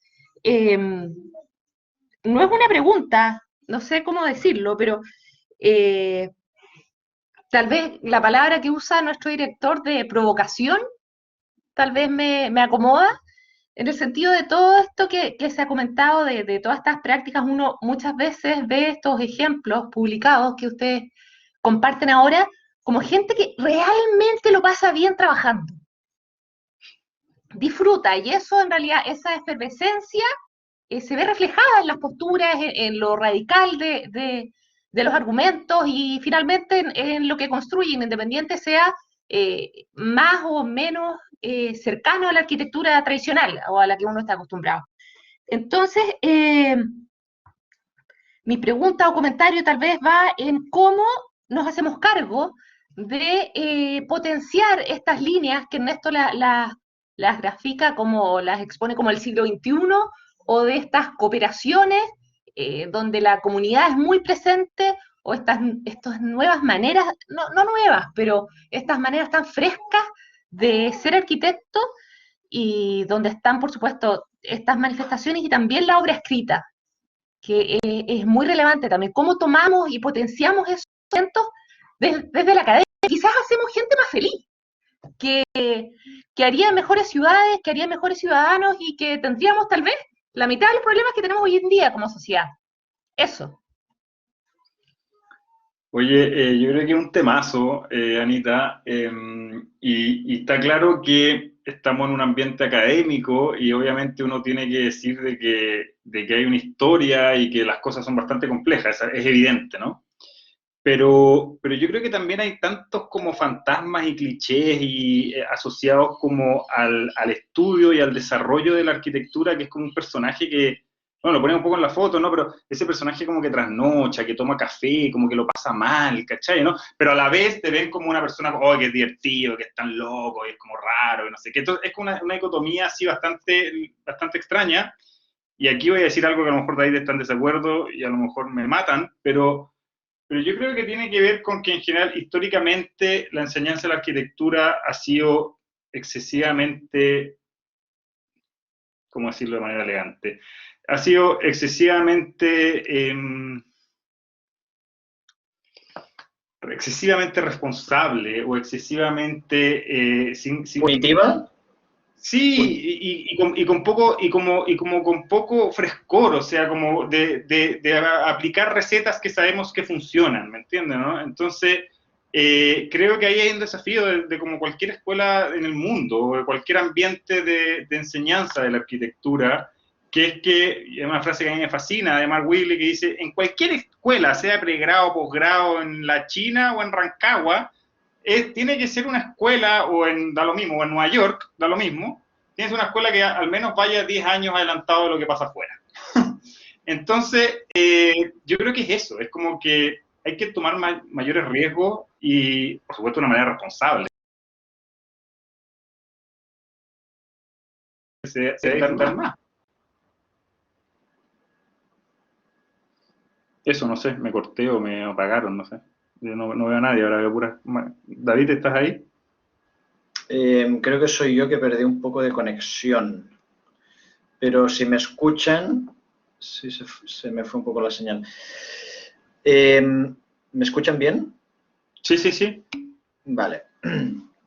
Yo lo único que diría de manera muy breve es que lo que dice Anita de disfrutar me parece... que se cayó, por si todos dejaron de... Bien. Lo que dice Anita de disfrutar lo suscribo. O sea, yo creo que eso es el motor, ¿no? de que todo salga bien. Y sobre el comentario yo también soy partidario de que haya como más alegría y que sea más lúdico todo. Sobre el comentario de que vamos vestidos de negro, no voy a decir mucho porque creo que el profesor Ernesto, bueno, ahora apagó la cámara él, pero lleva una camisa negra, así que ahí yo no voy a entrar en ese jardín. Pero también... Azul, profesor, azul. Pero también es un temazo, sí. Oye, se apagaron las cámaras, ¿no? Yo prendí la mía, no sé si me ven. Yo no tengo idea qué pasa con esta plataforma. No se ven. Bueno, mejor, así no se ve el negro y esos comentarios de David.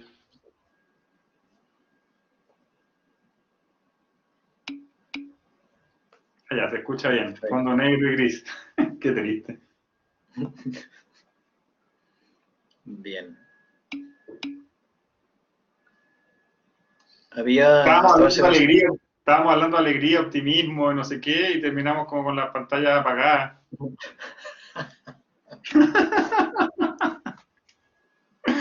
¿Cuándo nos vamos a ver? Nos apagaron, claro, Loreto nos están censurando. Que la sesión, tal vez la sesión está configurada para que no durara tanto tiempo. Claro. Eso, ¿No? ¿Me escucho? Ahí sí, Rafa. Sí. Ya, es que no, está como súper caído, yo no he podido hablar hace mucho rato porque, no sé, no me deja, pero parece que es como algo, yo creo que es por la cantidad de gente, no sé. Pero habían 3 preguntas más, yo creo que en beneficio y en nuestra salud Sí. mental y tiempo, podríamos hacer esas 3 preguntas y así. Perfecto, sí. Y terminamos, no sé qué les parece.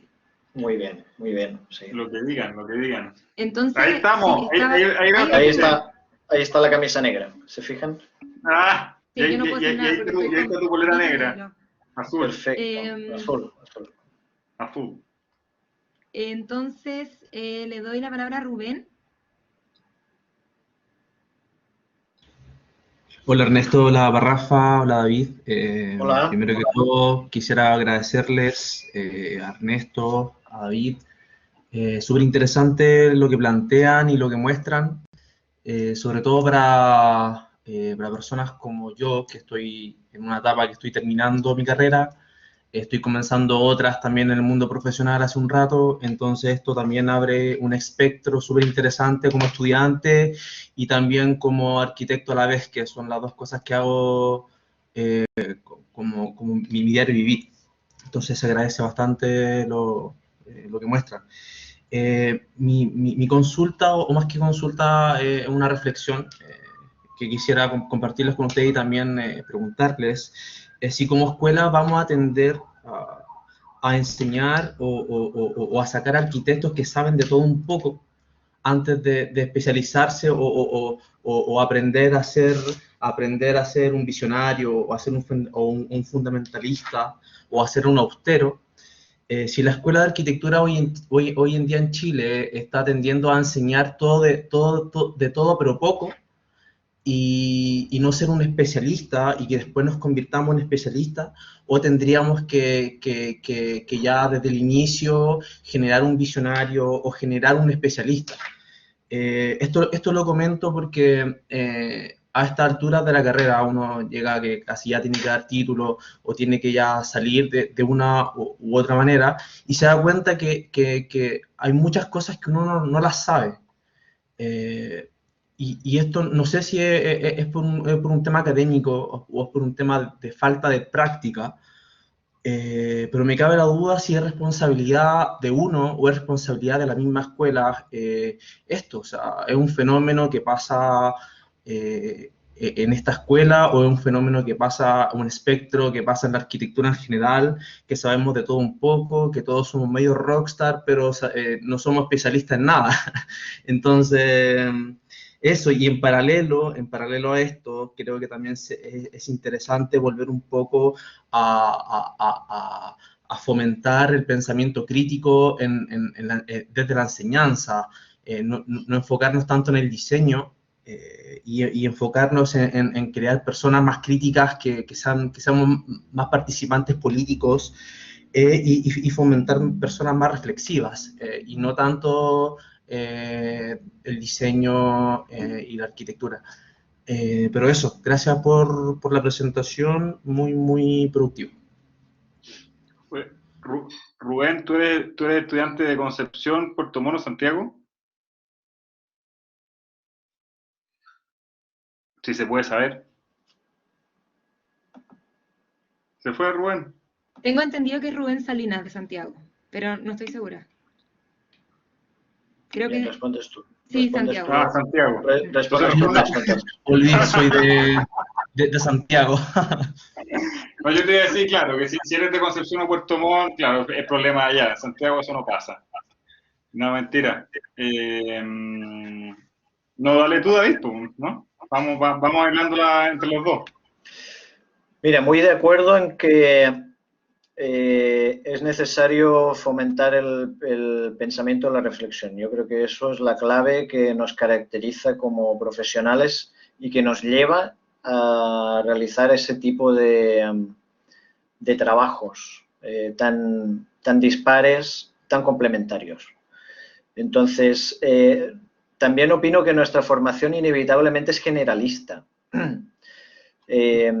Y que la especialización se da en el desarrollo profesional y en posibles estudios de postgrado, ¿no? Pero lo que te puede brindar una escuela de arquitectura es una formación, una base sólida para tener un panorama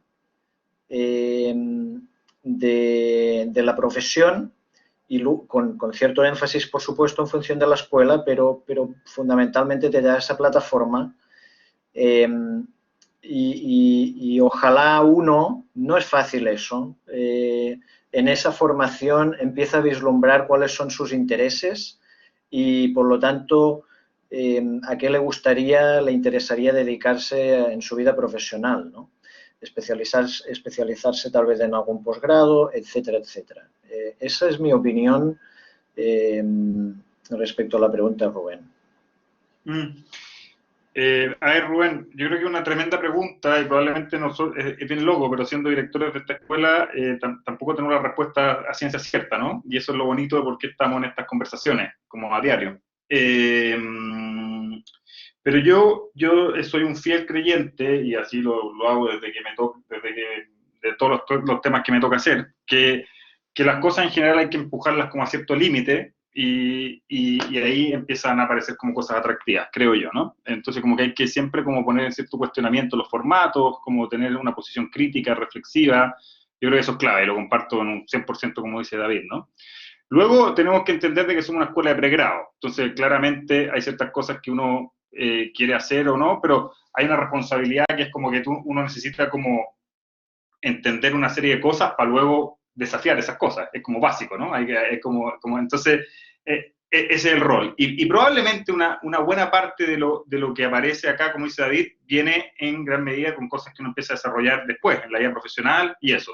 Pero sin duda que tiene que ver con la generación de argumentos, creo yo que es como una especie como de negociación constante entre un desarrollo técnico y un desarrollo argumental.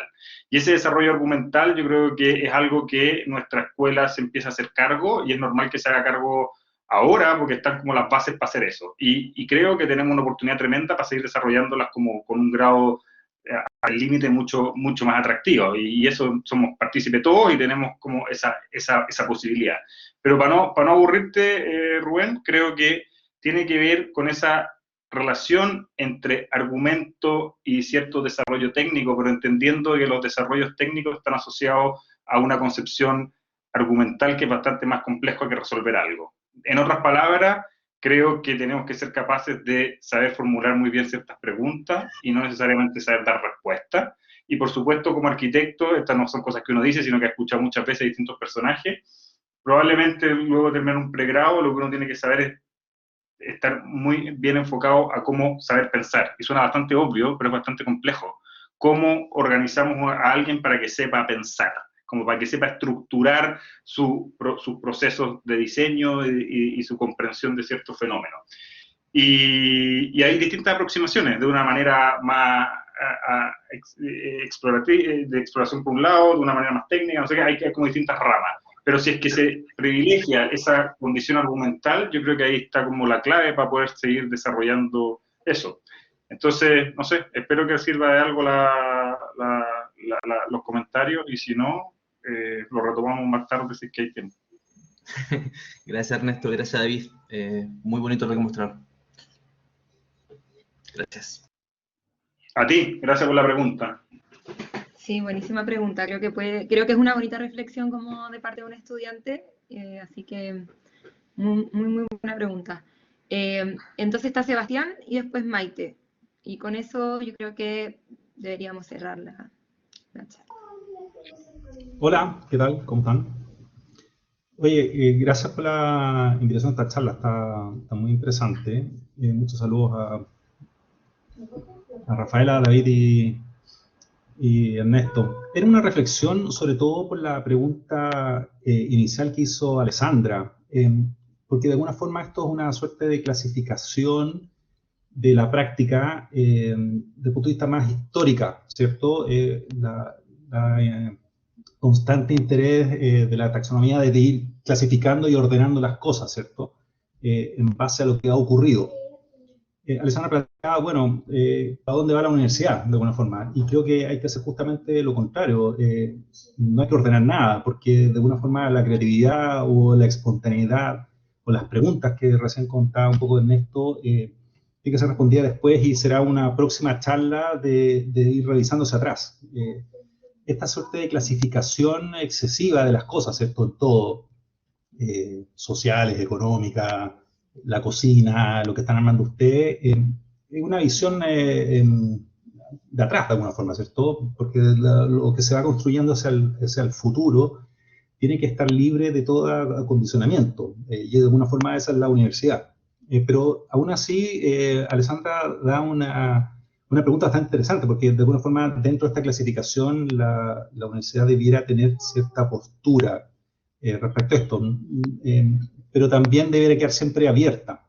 No sé, es una suerte como de reflexión básicamente sobre la visión y el interesante trabajo que han desarrollado. David, Sebastián Barahona era fanático tuyo, o sea, fan tuyo en el chat, así que te responde tú para decepcionar. Es que tenía problemas para compartir el audio y es verdad, ¿eh? No. A ver si logré entender el comentario de Sebastián y en parte relacionado con lo que dijo incluso Rubén, el estudiante, y Alessandra también. Creo que lo más interesante es que la universidad es un lugar de encuentro para poder conversar puntos de vista muy distintos, ¿no? Entonces, eso es lo más bonito y lo más interesante y lo más genuino y propio de la universidad. Probablemente todas esas taxonomías y esas clasificaciones, a lo mejor uno podría ver que han salido hasta de a veces las mismas escuelas o formación similar, pero han tomado caminos distintos, ¿no? Y estaban en el mismo lugar y tuvieron como una formación más o menos equivalente. Entonces, creo que es un lugar idóneo como para reunir gente diversa y que se produzcan conversaciones muy enriquecedoras, intercambios de puntos de vista, y por lo tanto, por eso creo que es un lugar de formación o de como con esta mirada generalista, inevitablemente. Y luego que te permite aclararte un poco, ¿no? Y irte formando criterios, ir formando también uno, ahí se va agrupando como por afinidad con compañeros y compañeras, ¿no? Incluso en los propios profesores hay posiciones que son enfrentadas. Yo eso lo vi, ¿no? Y eso es parte de esta riqueza. Y luego se van formando los caminos en el tiempo, pero ya intentar en ese momento establecer esas rutas, yo lo encuentro que sería como una camisa de fuerza, ¿no? Uno debería dar como las herramientas o estos instrumentos para poder elaborar pensamiento en arquitectura. Yo creo que es fantástico lo que se conversa y lo que plantea Sebastián, porque yo creo que sin duda, o a mí por lo menos lo que más me interesa de estar relacionado con la universidad, tiene que ver como con esa capacidad de cuestionar ciertas herramientas, de generar ciertas preguntas, de poder editar ciertos temas y sobre todo poder llevar a su estado crítico ciertas otras cosas. Entonces, creo que es eso, básicamente. O sea, y el cómo generamos, cómo elaboramos preguntas entre todos, creo que es algo fascinante. No podemos estar en una escuela de arquitectura como dando respuesta de categoría, lo tengo clarísimo. O sea, creo que es eso, o sea, de todas maneras. A mí personalmente los ejemplos así como que son medio obvios, pero cuando uno ve la Cooper Union de John Herold, ve Columbia con Tschumi, ve la Architectural Association con Boyarsky, son momentos en que lo que se hace es desestabilizar lo que se conoce, bien o mal. Entonces yo creo que tiene que ver un poco con eso. ¿Cuál es el desafío en pregrado? Que es lo que llevamos aquí en esta escuela hasta ahora. Bueno, ahí hay que entrar como a regularlo, ¿no? Porque hay como otras cosas. Pero yo creo que eso es lo que uno tiene que tender, o hacia dónde tiene que tender, porque si no tiene ningún sentido estar acá, en mi humilde opinión. Gracias, perfecto. Gracias a ti. Vamos con la última pregunta o comentario entonces de Maite Sánchez. Hola, ¿se escucha bien? Perfecto. Ya, súper. O sea, antes que todo, felicitaciones, una muy buena charla, de hecho me dejó bastante motivada. Mi pregunta en realidad es, ¿en qué momento creen ustedes, o quizás en qué momento ustedes decidieron que era mejor, o sea, decidieron tomar estos caminos hacia estas categorías o subcategorías de las que ustedes hablaban? ¿Se entiende? ¿Por qué las elegimos y por qué hablamos de esas categorías? ¿Eso, Maite? No. ¿En qué momento ustedes dijeron, ya, desde aquí voy a tomar este camino o desde acá tomar este otro? Pero ¿en qué momento ustedes decidieron o en qué momento creen ustedes que es mejor comenzar a formarse o comenzar a formar esta arquitectura propia? Hablo como de el momento. ¿En qué año estás tú, Maite? Estoy en tercer año, en la sede de la Patagonia. Perfecto. No sé qué opina don David, pero yo creo que la pregunta es fantástica y es muy difícil de responder, y probablemente yo creo que si hacemos una especie como de, si pudiéramos hacer como una especie de encuesta con toda la gente que está acá, algunos que se titularon hace 10 años, otros hace 20, otros que no sé qué, otros que son estudiantes, tendríamos un montón de respuestas, ¿no? Pero yo creo que hay algo clave, y es que uno siempre debería tratar de llevar como una agenda propia de intereses, ¿no? Y suena bien fácil decirlo y es muy difícil hacerlo. Pero ¿qué es lo que estoy tratando de decir? Es que por supuesto que uno tendría, creo yo, corrígeme David, corrígeme Rafa, el que quiera, pero viéndolo en perspectiva, creo que sería fantástico que uno, como estudiante, por supuesto que tiene que, lo voy a decir de la otra manera, el estudiante tiene que ser una persona que desafía, tiene que ser como un personaje rebelde, tiene que ser un personaje que incita a la imaginación, ¿no? No por eso es que es un falta de respeto contestatario, ¿no? Y como profesor lo mismo, pero sí un personaje que desafía, que pone en cuestionamiento. Creo yo que eso es como básico, ¿no? Y al hacer eso, lo que digo es que uno realmente empieza a lograr un cierto pensamiento y no solamente dar una respuesta. Creo que lo peor que uno podría hacer siempre es como cumplir con una respuesta. Y lo atractivo de nuestra formación como arquitecto es que uno va construyendo como esas respuestas en conjunto, ¿no? No hay como una verdad cierta absoluta. Sabemos cuando las cosas van relativamente un camino hacia otro. Entonces, en simple, creo que tiene que ver con eso. Y en mi humilde opinión, no sé, a mí me llamó mucho la atención cuando llegué a estudiar a Estados Unidos y la Rafa también tuvo la oportunidad, por ejemplo, de ser alumna de Chumi y que lleva, no sé, 35 años hablando de los conceptos y tú decís, pero este señor como no se cansa, ¿cachai? Y es porque como que es insistir sobre algún tema, o sea, ¿no? Es como que esa insistencia, esa como obsesividad en el buen sentido de la palabra, te lleva como a ir depurando ciertas cosas. Entonces, probablemente mi respuesta es muy latera, Maite, e intento sintetizarla. Creo que hay que tener una actitud como de cuestionamiento hacia las cosas y de autoanálisis para ver realmente cuáles son las cosas que realmente a uno le interesan. Y esa es tratar de testearlas durante la carrera y luego testearlas en una práctica, y es probablemente lo que te empieza a generar una cierta agenda o un cierto argumento que va asociado a lo que tú quieres testear en estas múltiples posibilidades. No sé si sirve, y si David puede decir algo más preciso, a lo mejor. Sí. Mira, en primer lugar, muchas gracias por la pregunta. Me alegro mucho de esta pregunta, de parte de un estudiante. Mucho. Y como para adelantarme a eso, la pregunta no tiene una respuesta, no tiene una respuesta, como dice Ernesto, porque es una posición que es justamente personal, ¿no?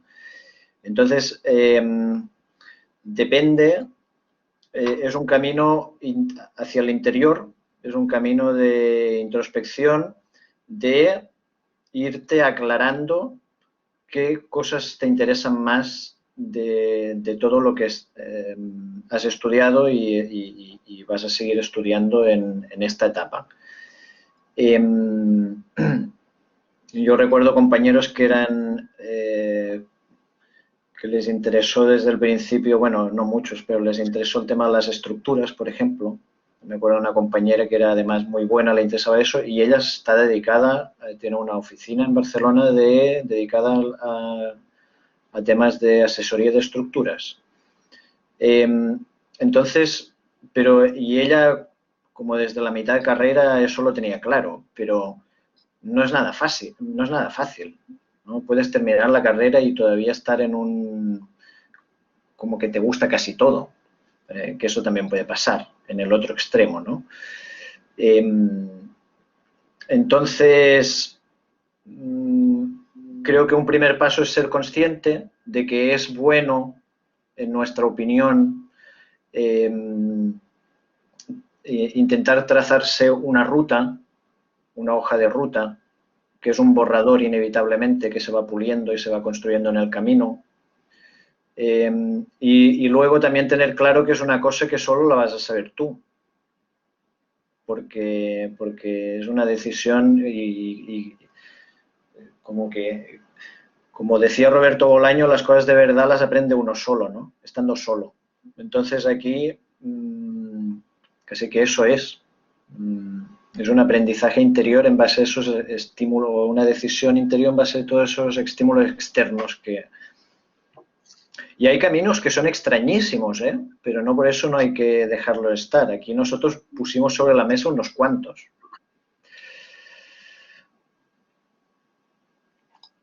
Entonces, no angustiarse si uno, no sé, se planta con 30 años y todavía está ahí medio... Porque cada uno tiene sus tiempos propios, ¿no? Pero es una muy buena pregunta justamente. Me alegro que haya salido esta inquietud en base a la exposición que hemos hecho, ¿no? Sí, fantástico. Probablemente no podemos responder nada muy preciso, pero es fantástico conversarlo al menos. Así que gracias, Maite. Vale, muchas gracias, en serio. Oye, yo no puedo creer que sigan más de 100 personas conectadas. Gracias por estar aquí y por escucharnos. O por más que escucharnos, por permitir esta conversación a lo que nos invita la Rafa. Así que muchísimas gracias. No, muchísimas gracias a ustedes y ahora voy a aprovechar de esta pregunta de Maite que nos dejó a todos como así pensando muchísimo y creo que súper buena intervención de Maite para poder terminar esta charla. Así que les agradezco de verdad muchísimo Ernesto y David porque creo que se tocaron temas que de verdad que era un poco la intención que había detrás de esto, que creo que es un poco como que los estudiantes se hagan este tipo de preguntas. Probablemente no hay una respuesta clara, como ustedes dicen, pero me parece que es súper enriquecedora. Así que eso, les agradezco a ustedes, invitados, y a todos los estudiantes, profesores, profesoras, decano que están conectados. Así que eso, no sé, no tengo nada más que decir. Si alguien más quiere decir algo, muchas gracias. No, darle las gracias a David, que lo pasamos muy bien. Sería bueno, David, casi que uno podría haber mandado como los videos de nuestras conversaciones previas, que a lo mejor salían más fluidas que esta misma. Pero darle las gracias a David porque son temas que nos encantan y que es fantástico que los podamos discutir en este lugar. Y así que, nada, bienvenido. Que creo que ha sido una linda, no por lo que nosotros dijimos, sino que por las reglas del juego a la que nos invitaron. Así que es fantástico, ¿no? Gracias, David. Gracias a vosotros. Solo decir, suscribir esto con Ernesto, que cuando preparamos la presentación, bueno, uno se reencanta también con la arquitectura, ¿no? De nuevo, se reencanta ver toda la cantidad de cosas que hace la gente por todo el mundo, cómo inventan cosas impensables, entonces, maravilloso, ¿no? Para intentar encontrar un buen encaje con la sociedad, ¿no? Entonces, eso. Y muchas gracias a todos los que han estado aquí participando, escuchando. Maravilloso. Sí, gracias por todos los comentarios en el chat. Se pasaron. Abrazo grande. Un abrazo a todos y todas y nos vemos de nuevo a las 3 sedes el 16 de junio con la tremenda Carmen Pinos. Así que, chao, que estén muy bien. Buenas noches a todas y todos. Que estén muy bien.